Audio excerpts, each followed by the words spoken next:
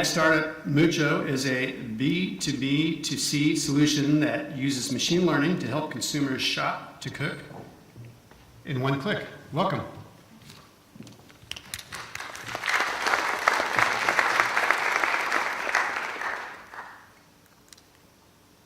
Good afternoon, everyone. My name is Shanshan, and I'm a co-founder of Mucho. Today, I want to introduce you to Mucho as a new way to buy food, collect data, and do marketing. First of all, I want to introduce myself quickly and tell you why I started the business. So here is my co-founder and I. We're both super passionate about food, and we are very passionate about helping people to eat better. And I think it's safe to say there's too much content out there, especially in food. There's lots of cooking shows, recipes, endless feeds on Instagram, and consumers spend a lot of time on those channels as well. However, you see very little change in the way people do shopping and how they eat over long term particularly. So there's a big gap in the market from content to commerce. And the more we looked into it, and the more evident it became to us, there's a need to build an end-to-end solution to bridge this gap. And this is why we created Mucho. Not only we felt this way, but consumers are also asking for it. A third of the millennials says choosing what to cook is the least fun part of cooking. 40% of the shopping carts in food are abandoned. 4 in 5 people say they want a more personalized shopping experience. So now really is a good time to be doing this. Consumer today, they don't want a generic solution. They want a product or experience that puts them into the center, unique and relevant to their every individual cases. So our solution has done precisely that. So Mucho provides a personalized food shopping experience by bringing consumer, brands, commerce, and content together. So before we dive in how it works, I want to share some support and endorsement Mucho has received on the way.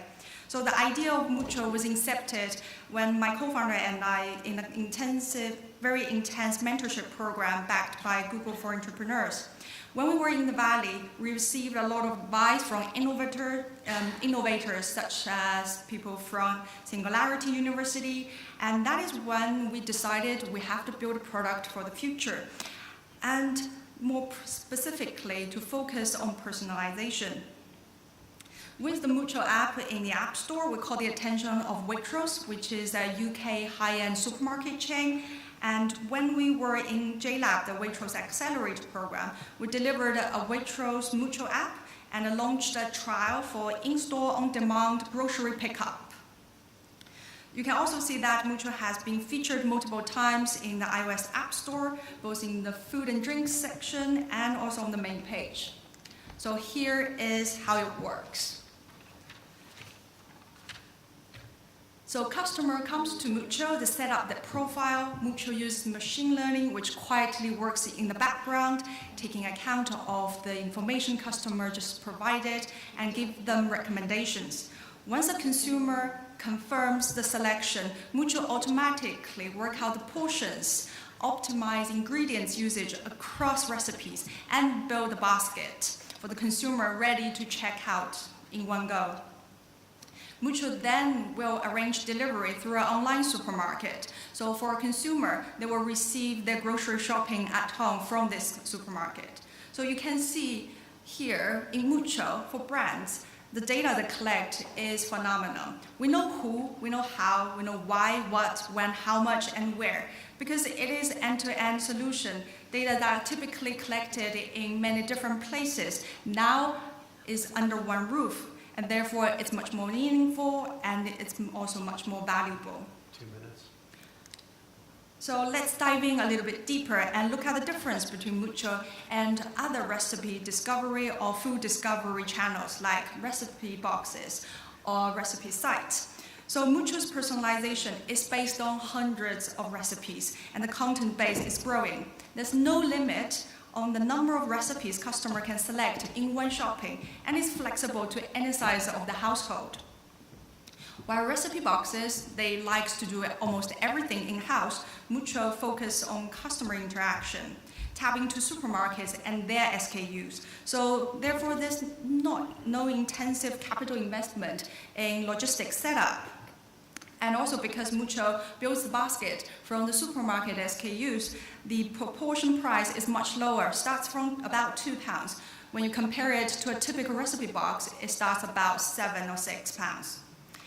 So that means more consumers can actually afford it on a day-to-day basis. And regarding scalability, Mucho has a very light setup, and it can be used as an add-on service, so it can be introduced quickly into a new market. 45 seconds. So what is next for Mucho? Our mission still is the same, to help people eat better. And I'm here today reaching out to brands, retailers, and marketeers, show Mucho has done so far and the positive change we can bring to you and your customers. And meeting all of you today is part of my journey, and I hope to work with you to deliver something useful and valuable. If you're interested in having a conversation about food, I'm here until this Friday and would love to meet over a cup of coffee. And because of time reason, I couldn't demo the app here. If you're interested to see how it works in action, download it from the Mucho, iOS app or come to see me afterwards. Thank you. Great. Well done. Thanks. Judges, let's, I know we want to ask questions about food first, but please.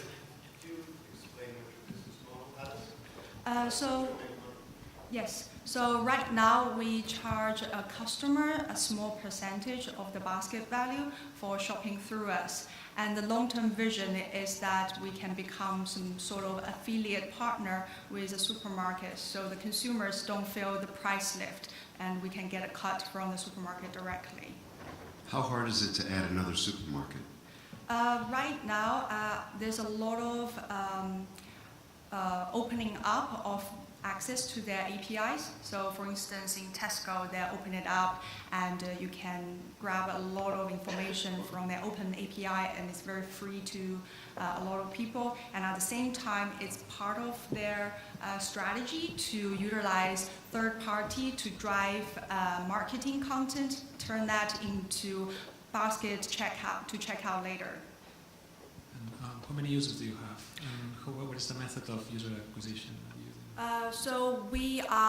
So we only started our first round last year, so it's the founder funding it. So we haven't done any lavishing marketing user acquisition. So we have 10,000 downloads from the iOS App Store so far, primarily through the features from the App Store and some offline events we host as well.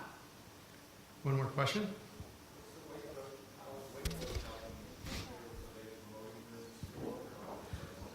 So when we were in the accelerator program, so we were given the opportunity to promote the product to the employees. At the same time, they were actively helping us out in terms of consumer marketing research. So we had quite a positive feedback when we were there. I think 5 out of 6 customers like this new way of shopping, and they wish that we can include more varieties, which is really hard because the program was only about 10 weeks, and we wasn't able to pull much sophisticated solution in that short time frame.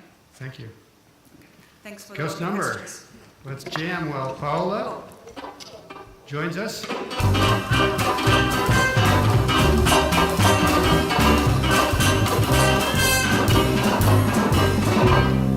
Paula, join us. I think Dave's up. Is Paolo here? No? Okay. Dave, would you mind joining us?